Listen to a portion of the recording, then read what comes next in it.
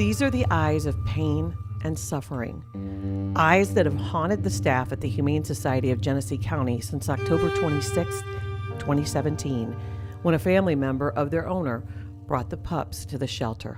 The owner of the animals had been arrested by law enforcement. The police had taken her to jail along with another person that was at the residence.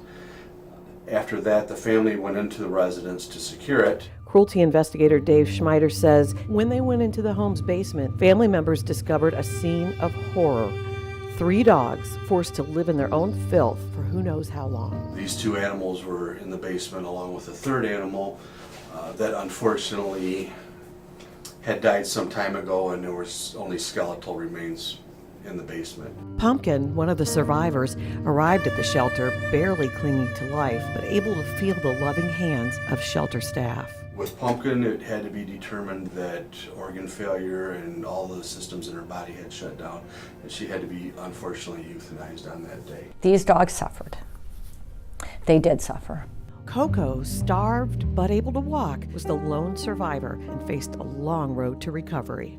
The process of bringing a dog back from this type of neglect is often complex and can take weeks or even months if there's organ damage. They have to learn how to eat all over again. They get fed several times a day, small meals, because they don't know any different. If you put a big bowl of food in front of them and they haven't had it for long periods of time, then they will just eat that big bowl of food and then, not be able to keep that down, and that's not good for them either. While Coco began her journey to a new life, Dave got to work. I immediately contacted the Genesee County Sheriff's Office and spoke with a detective, immediately turned the situation over to them for possible prosecution. The Genesee County Sheriff's Department arrested Martel Dyke and Jennifer Coos, both charged with felony torture and cruelty to animals.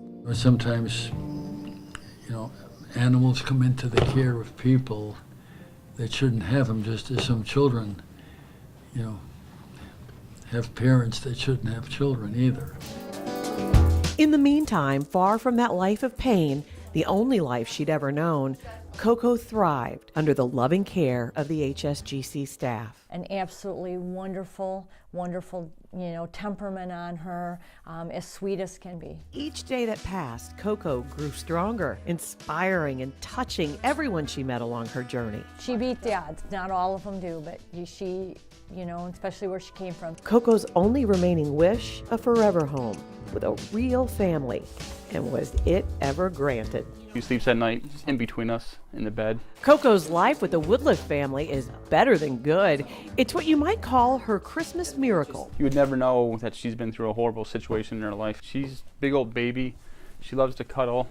Ironically, Dustin Woodfield knew nothing about Coco's tortured past until after he decided to make her part of his family, and the awful truth was almost too much to bear. We just couldn't believe someone would do that to an animal. How can you just keep a living creature locked up in your basement and not feed it, not care about it?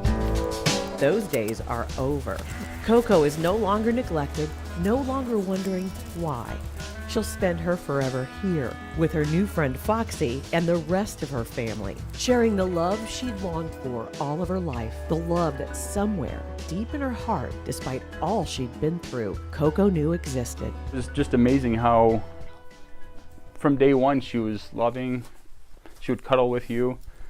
Her and Foxy loved playing together from the very beginning. And now Coco is living her happily ever after.